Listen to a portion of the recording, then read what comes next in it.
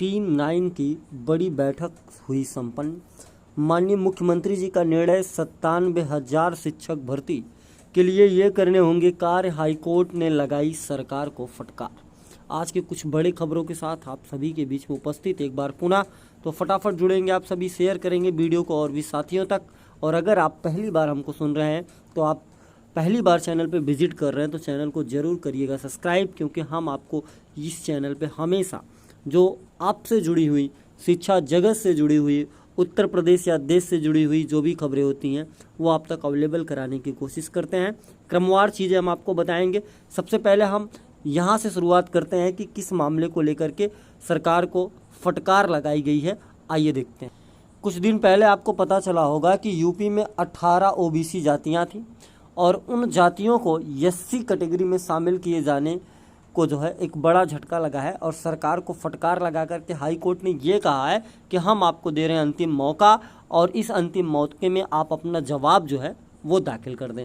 OBC की कुल 18 जातियाँ थी। मैं उन 18 जातियों को आपको बताने वाला। जिन 18 जातियों को एससी में शामिल करना था उसमें था मझवार, कहार, कश्यप, केवट, मल्लाह, निषाद, कुम्हार, प्रजापति, धीवर, बिंद, भर, राजभर, धीमान, बाथम, तुरहा, गोड़िया, मांझी और मछुआ, ये जातियां शामिल थी। और इन जातियों को जो है इनको अलग से एससी में शामिल करने की बात कही गई थी। उस पर सरकार को अपना पक्ष रखना था। सरकार ने अपना पक्ष नहीं रखा, इसलिए अंतिम मौका देते हुए कोर्ट ने ये कहा कि आपको अपना पक्ष रखिए, अन्यथा की स्थिति में जो भी फैसला होगा वो एक तरफा सुना दिया जाएगा।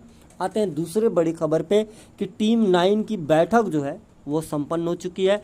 टीम 9 के प्रमुख बैठक में माननीय मुख्यमंत्री जी ने ये निर्णय लिया है कि जितने भी विभाग हैं, सारे विभाग में अगर किसी भी कार्य के लिए कोई फाइल आती है तो आप किसी भी फाइल को 3 दिन तक पेंडिंग नहीं रख सकते। वो किसी भी प्रकार की फाइल होगी, जो भी माननीय वकालत वाले जो चीज़ें होते हैं, जैसे आपका कोई कार्य हो गया जल निगम से रिलेटेड, आपका किसी लेखपाल के यहाँ कार्य है या किसी डीएम या एसडीएम के यहाँ कार्य है, तो ऐसी किसी भी फाइलों को 3 दिन तक नहीं रोका जा सकता, उसको आगे बढ़ा दिया जाएगा।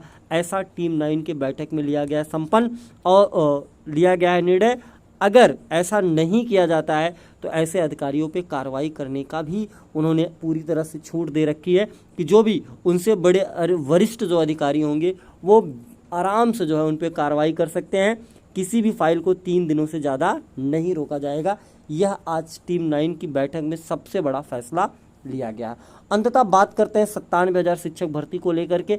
आइए 97,000 शिक्षक भर्ती को लेकर के हमें करना क्या है कि सेवा में जन सूचना अधिकारी, मुख्य सचिव बेसिक शिक्षा विभाग, उत्तर प्रदेश, लखनऊ, उत्तर प्रदेश। विषय है जन सूचना अधिकार अधिनियम 2005 की धारा 6(1) के अंतर्गत सूचना प्राप्त करने हेतु महोदय या महोदया प्रार्थी निम्न बिंदुओं पर जानकारी प्राप्त करना चाहता है। वो बिंदुएं क्या है? वर्ष 2017, 18, 19, 20, 21 में बेसिक शिक्षा विभाग के प्राथमिक एवं उच्च प्राथमिक विद्यालयों में रिटायर हुए शिक्षकों की संख्या का अलग अलग विवरण दिया जाए। 31 मार्च 2022 तक बेसिक शिक्षा विभाग में प्राथमिक एवं उच्च प्राथमिक विद्यालयों में कुल रिक्त पदों की संख्या का अलग अलग विवरण दिया जाए। 31 मार्च 2022 तक बेसिक शिक्षा विभाग के प्राथमिक एवं उच्च प्राथमिक विद्यालयों में शिक्षा ग्रहण कर रहे कुल विद्यार्थियों की संख्या का अलग अलग विवरण मिले। प्रदेश में कुल ऐसे कितने प्राथमिक एवं उच्च प्राथमिक विद्यालय हैं जहां केवल एक ही शिक्षक कार्य कर रहा है, अर्थात एकल शिक्षक विद्यालयों की संख्या। 5वां है प्रदेश में कुल ऐसे शिक्षक जिन्हें कार्य करते हुए 5 वर्ष या उससे अधिक हो गए हैं लेकिन उनकी पदोन्नति नहीं की गई है। पदोन्नत के न होने के कारण के साथ उसको स्पष्ट किया जाए। प्रदेश में कुल ऐसे कितने प्राथमिक एवं उच्च प्राथमिक विद्यालय जहां शिक्षक छात्र अनुपात ठीक नहीं है। प्रदेश में कुल ऐसे कितने प्राथमिक एवं उच्च प्राथमिक विद्यालय जो बंद हो चुके हैं, कारण के साथ स्पष्ट किया जाए। प्रदेश में कुल ऐसे कितने प्राथमिक एवं उच्च प्राथमिक विद्यालय जो संविलियन करने के लिए दिए गए हैं। राज्य सरकार को शिक्षक की तनख्वाह के लिए कितना अनुदान केंद्र सरकार से मिलता है। क्या राज्य सरकार किसी भी तरीके से बेसिक शिक्षा विभाग में आगामी वर्षों में निजी हाथों में अर्थात विभाग का निजीकरण करने के लिए सोच रही है। उपर्युक्त बिंदुओं पर प्राप्त करने के लिए प्रार्थी 20 रुपये का पोस्टल आर्डर संलग्न कर इसके अतिरिक्त सूचना देने में किसी भी प्रकार के कागज आदि पर व्यय होता है तो प्रार्थी देने के लिए तैयार है। तो कुल मिला जुला के ये जो है ये RTI आपको पता होगा, उसके लिए जो है आप सभी जो भी साथी 97,000 शिक्षक भर्ती चाहते हैं वो अपने नज़दीकी डाकघर पे जाएं और ये RTI में आप आवेदन करें, जहां पे आपको ये पूरी डिटेल मिलेगी, विथ प्रूफ डिटेल मिलेगी, जहां आप ये दावा कर सकते हैं कि हाँ सीटें खाली हैं और ये जो शिक्षक भर्ती नई आनी है उस पे 97,000 आनी चाहिए। तो उत्तर प्रदेश का हर एक DLED जो भी नौजवान साथी इस समय तैयारी कर रहा है वो पूरी लगन के साथ इस कार्य में लगा है।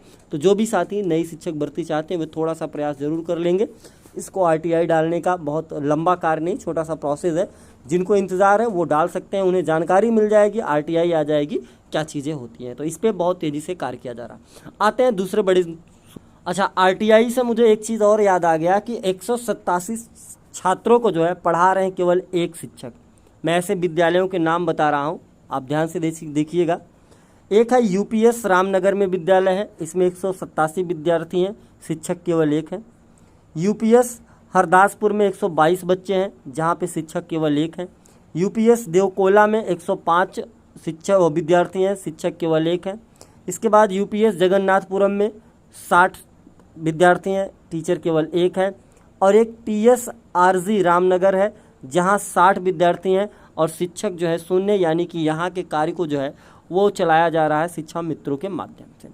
और यहाँ पे आप वहाँ के BSA महोदय द्वारा कहा गया कि जिन स्कूलों में शिक्षकों का अभाव है वहाँ समायोजन कर छात्रों और शिक्षकों के अनुपात को बराबर किया जाएगा। ऐसे विद्यालयों की सूची तैयार कराई जा रही है। ये विनय कुमार जी वहाँ के BSA हैं, उनके द्वारा जो है ऐसा बताया गया है। और जो शिक्षकों का मानक है उस मानक के बारे में आपको अगर जानकारी दे थोड़ा सा, तो उसमें ये कहा जाता है कि शिक्षक का अधिकार अधिनियम के अनुसार 30 बच्चों पे जो है एक शिक्षकों का होना जो है वो अनिवार्य है। 60 बच्चों पर 2 शिक्षक और 100 बच्चों पर 3 और 150 शिक्षकों पे माफ़ करिएगा 150 बच्चों पे 4 शिक्षकों का होना बेहद ज़रूरी होता है। अगर आप यहाँ पे देखेंगे तो यहाँ पटपारगंज में 25 विद्यार्थी हैं, 2 शिक्षक हैं। और इसके बाद गिरची लाल है, वहाँ पे जो है 2 शिक्षक हैं, केवल 6 विद्यार्थी हैं। ऐसे कई विद्यालय हैं जहाँ पे आप देखेंगे कि विद्यार्थियों की संख्या कम है, शिक्षकों की अनुपात में जो है वो ज़्यादा है। तो ये एक मामला है, बरेली की ये खबर है। तो ऐसे बहुत सारे विद्यालय जहाँ भी आज भी शिक्षक नहीं है। और इसके बाद एक खबर तो आपने कल परसों में पढ़ा होगा कि ग्राम विकास अधिकारी के 2142 पदों पर भर्ती होगी, लेकिन कब होगा इसके बारे में कोई जानकारी नहीं है। तो आज ये खबरें जो हैं ये सोशल मीडिया की सबसे प्रमुख खबरें हैं, बेसिक विभाग से जुड़ी हुई। मिलूंगा मैं फिर से कुछ विशेष खबरों के साथ, तब तक के लिए आप सभी साथियों का बहुत बहुत धन्यवाद।